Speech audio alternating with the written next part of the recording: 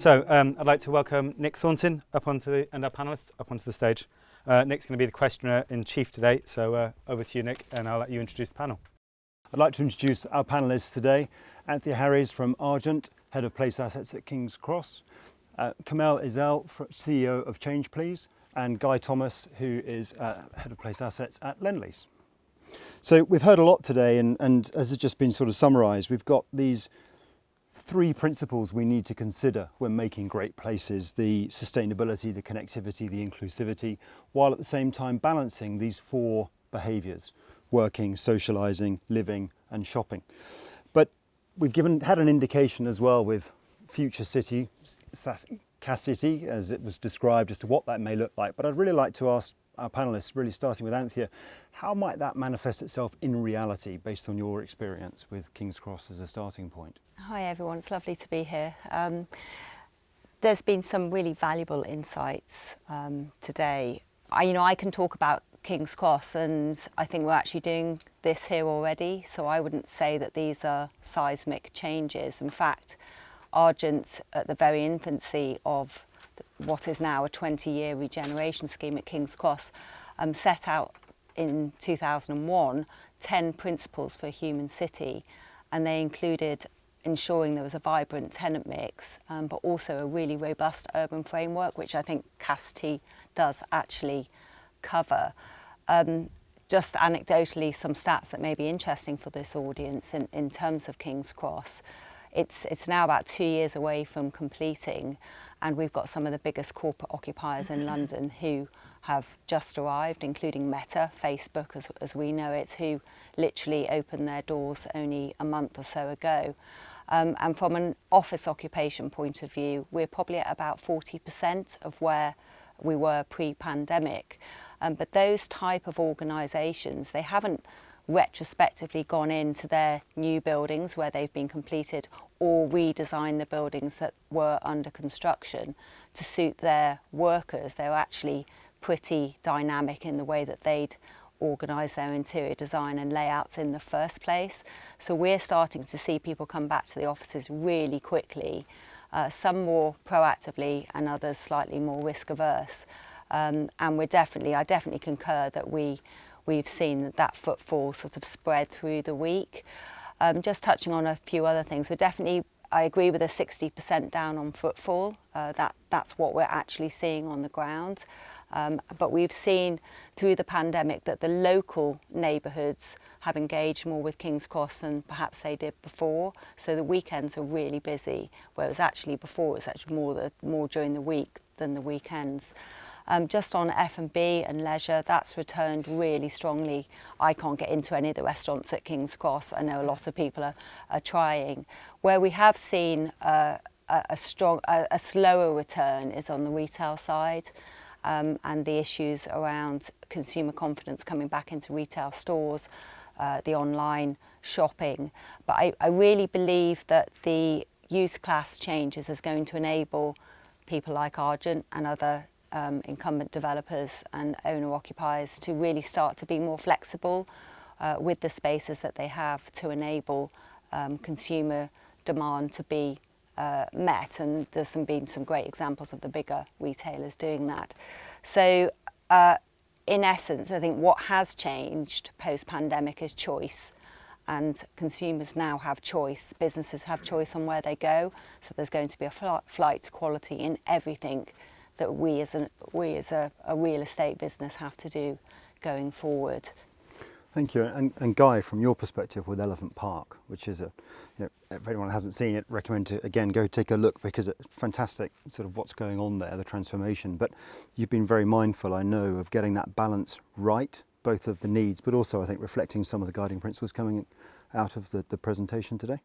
I think probably we would look at it because Elephant is the example that's there to see now, along with what we've been doing at Stratford for a little while, but also we've got quite a deep pipeline of very differentiated sites, but they're all essentially very large scale urban regeneration projects, and essentially our client is generally boroughs or local authorities or public bodies and so forth. And when you look at the agendas that they drive, they don't speak in what we used to talk about in property terms. They'll talk about we have one of the worst obesity rates for a London borough. We've got the issue that we don't have a recognisable town centre for our borough. Our borough has an issue with fostering SMEs. How can you assist us with that? And kind of that's what drives us back to what the customer is and what that place is trying to achieve, because they're a reflection of the electorate and what the electorate wants, but also the issues in the borough that you can kind of help to address, which again then goes back to a sort of authenticity about what you're trying to create rather than imposing something. Good old days, it was always, good old days, say that probably not quite correct, but it was about, can you please bring Next to my town centre so all my residents don't have to go to the neighbouring town centre to go to Next? Well, of course, they don't have to go to any town centre to go to Next anymore because they can order it on the internet. So the authenticity piece is huge, and unless you understand that from the local authorities, the boroughs, and what the community wants, you're not embedding yourself into that community and making yourself genuine, which then reflects back to all of the points which have been made throughout the presentation and the kind of adaptability that you need to go through that. So I think if you look, I mean, many of you remember I had hair, or some of you do, and it wasn't great at a point in time, and that was when probably we started on Elephant Park. I mean, that was 10 or 15 years ago, and we've got plans in the office which are a lovely tenant mix, 85% retail, bit of F&B, and then maybe some services. The way that that's been leased out, we've actually gone through in phases, block by block. Block number 1 was 85% F&B. We wouldn't have seen that when we were planning. And then a big chunk of the other percentage was actually more community uses, like a big library we did jointly with Southwark. We put in, we helped them fit that out.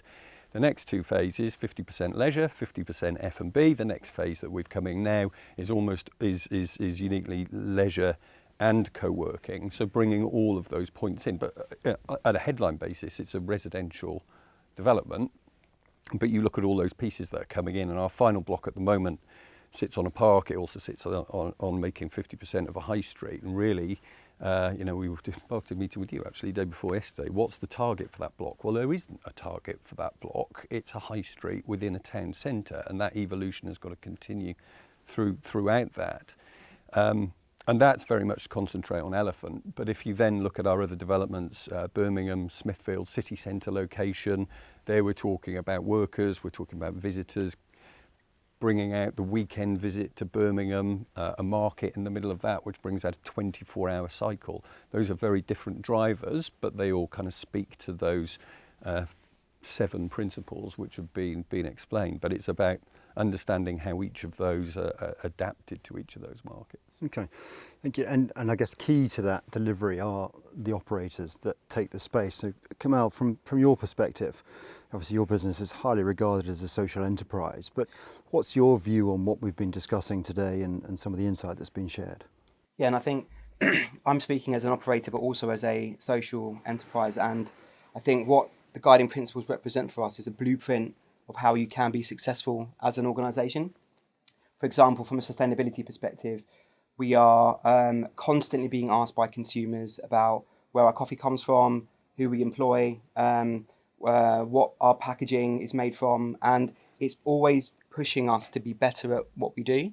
And first and foremost, it's the right thing to do, but also it's super important for us to kind of understand that it makes us more money by talking about our sustainability, both from an online perspective. As soon as we have a post on Instagram about, again, our coffee being carbon neutral and our bags are made from crude oil, plastic free, it drives our sales online.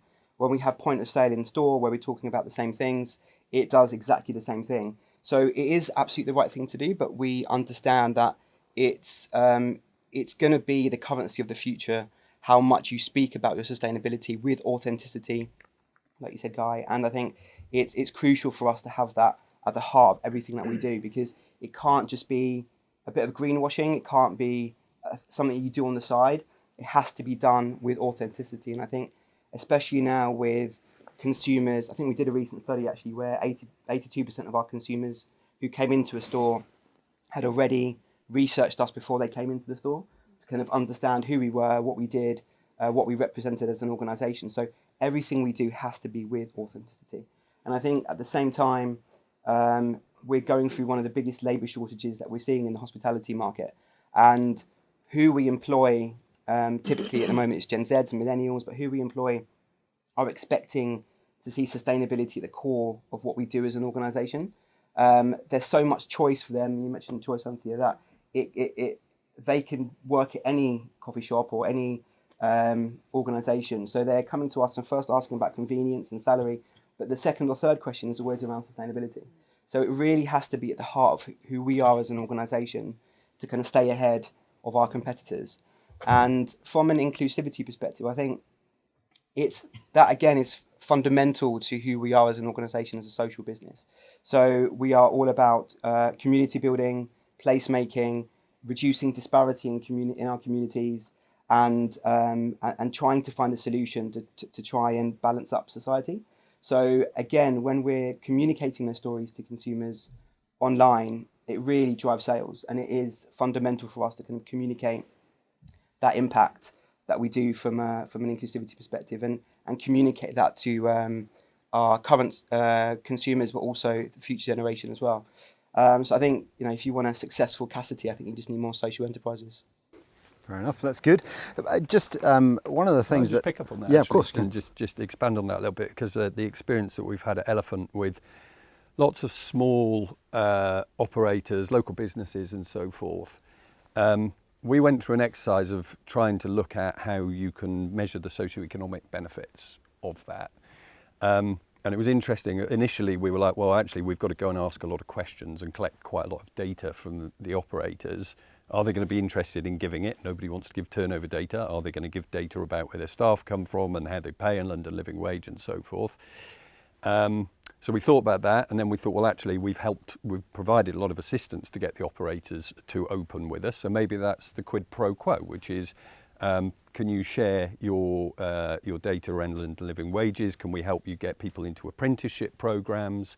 Can we talk to you about better jobs as opposed to just jobs and all that sort of stuff? So we went through then a process of, okay, we've incentivised, we want something back. And then actually when you just went and spoke to them all, they all just said, that's a jolly good idea. We'd be delighted to talk to you about that. So when you come round every quarter to do your checkup on us, we are quite happy to fill out those pro formas, that information, and collect that data with you, because as Cemal points out, it's part of what you do as a business. You have to do it. It's what your customers value. So actually they were surprisingly happy to share that data when you compare it to the relative hard task of getting turnover data out of operators. That reminds me to send through our quarterly data to you. Yeah. But then do you think, and perhaps we see this, I think, at King's Cross, EP, and you'll see it the places where you are, Cemal, this sense of community where you have like-minded operators, like-minded landlords, like-minded teams, and as well as then a community that wants very much to be in that place rather than just having to be in that place? I mean, do you find that? Yeah, absolutely. I mean, it's all about ESG. I mean, King's Cross was the first estate last year to say it was carbon neutral, and it took a lot of effort to get there. And we can't do that alone. It's about doing it in partnership with our occupiers, with our communities, with our neighbours. We have a lot of retailers, restaurateurs that are B Corp who it's an authentic part of their business, and there has to be transparency on that, and it's part of the decision making we go through on who we bring into the estate. And also with the office occupiers, it's now such an integral foundation of their business that they need to be able to work with landlord, owners, developers to ensure that they can be sustainable for the long term. So it's only going to go one way. We're now looking at our roadmap to get to net zero, and that's going to be incumbent on all the key stakeholders working together to make sure that we can deliver on the environmental side, but also on the social side. That's probably an area that has shown itself in a greater light, and the spotlight is now on that in terms of the pandemic. We've seen children that go to the academy in King's Cross not able to access online learning, not having 3 meals a day.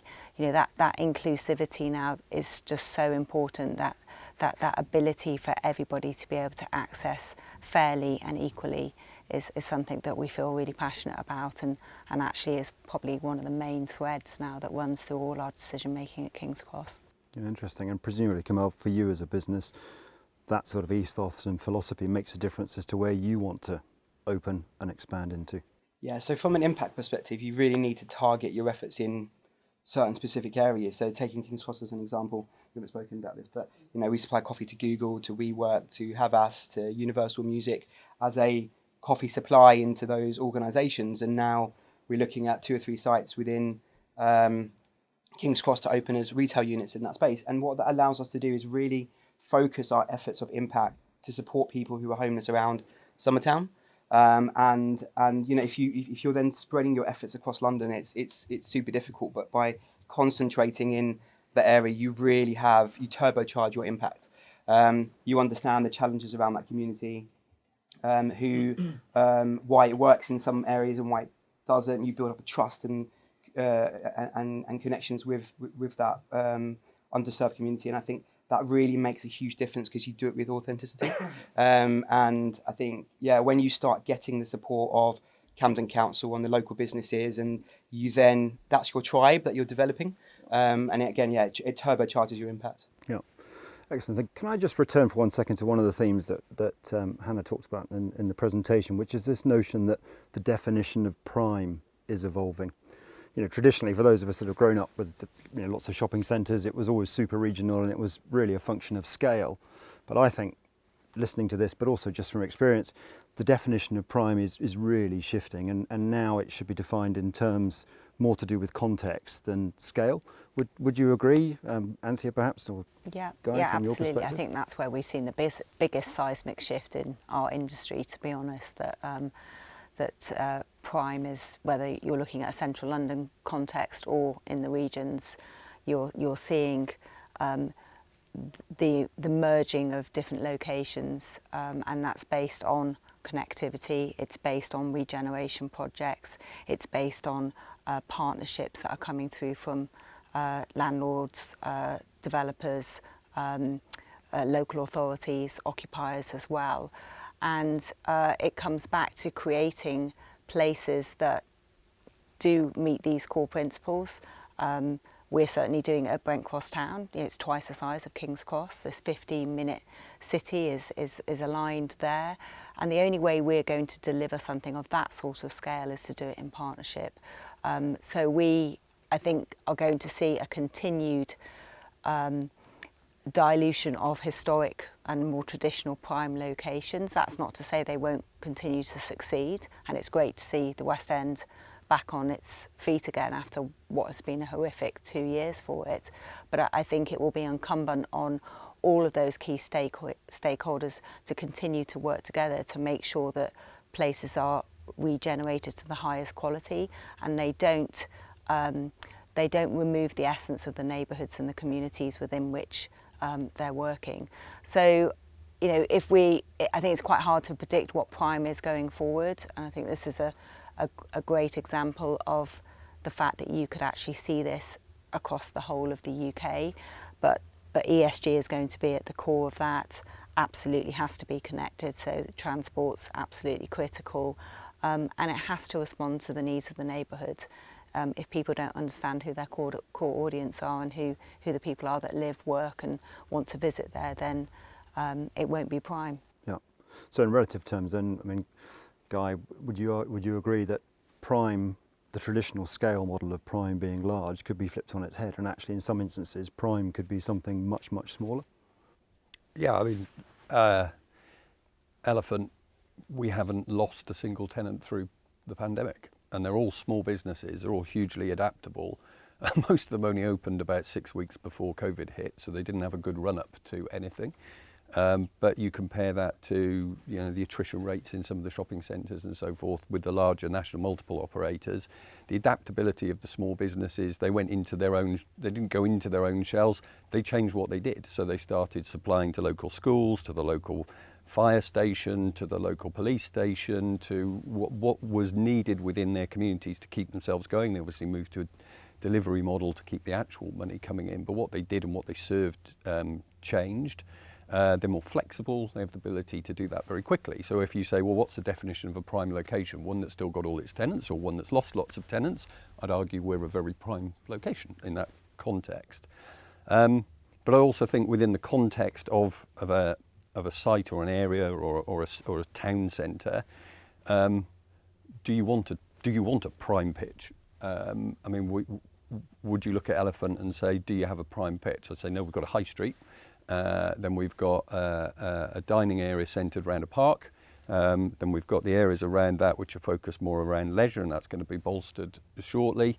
And then, you know, our high street, we've got the other half of it, which we'll shortly be going to market on. Are we going to say that's the prime bit? We're going to say, no, that's the bit that needs to perform the function of a traditional high street. Now, that doesn't mean that the people there will be able to pay more or less rent than the restaurateurs who are out on the park, who've got all the lovely seating and the south-facing restaurants. So I think the definition of prime within a confined area, it's almost a sort of anachronism. It's about the use, it's about why people are there, what they're visiting that part of the site to do, and what the natural attributes of that site and that area are to make people want to go there. I don't think we can probably underestimate the importance of the public realm in that context. So, you know, the quality of the public realm, the management of the public realm, how that interfaces with the building, whether that's an office building, a retail or leisure building, that is probably going to become more important alongside the agility and flexibility of the space for an operator to take than actually perhaps more specific traditional models of locations. I was going to ask, and Cemal, perhaps you could start off really with your view, but creating the future city, a place that is successful, that takes into account these various behaviours and principles, what does that success look like in your terms, and also how do you measure it? And I'll ask for Anthea and Guy for their view on that too. It's a difficult question to answer without putting into context why social enterprises, why we set up a social enterprise in the first place. And from a personal perspective, I want to look back in my rocking chair at the age of 90 and think about, you know, my legacy on the world, how my children are going to remember me, you know, how they're going to speak about me, you know, have we left the world in a better place? And I think that is my reason. I definitely used to earn more money than what I'm doing at the moment. So my reason for setting up a social business and is to look at how we can reduce disparity, support people that are being excluded from society, and change people's lives through employment and jobs, giving people a platform to kind of lift themselves out of homelessness in our case.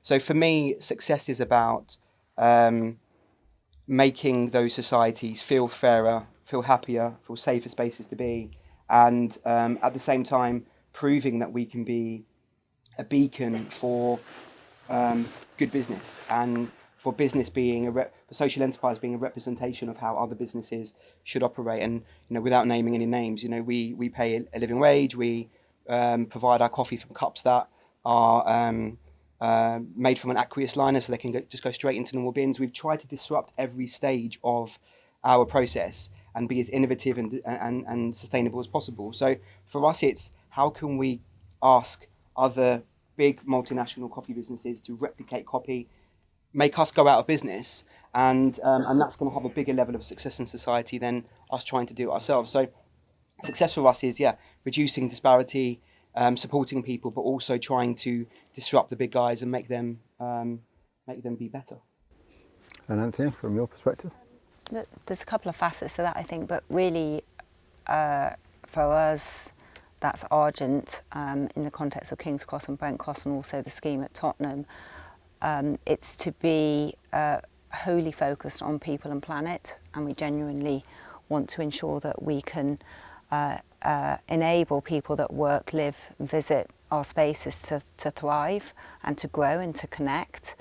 And then on the planet side, we can't put our head in the sand anymore around the impact that we're having on the world. And again, we're very focused, and it's going to cost a lot of money and take a lot of time to ensure that we are supporting the planet in a positive way, and that starts with trying to get to net zero.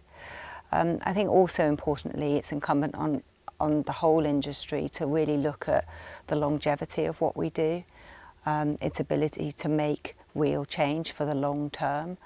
And with that, you will see financial performance that's tangible, but also the intangible successes through that connection into the local communities and the societies within which we live. So it's really about people and planet and the longevity of the approach that we take to regeneration. Thank you. And Guy, final word? I think when we look at our larger sites, we have the commercial elements and the residential elements, which bluntly make a lot more money than what we put on the ground floor. So, you know, we call it place assets rather than retail, because it's not all about retail anymore in smaller levels. So the business looked back at us and said, well, that's really very interesting. If you're not making money, what else are you doing? So what are you KPI'd against?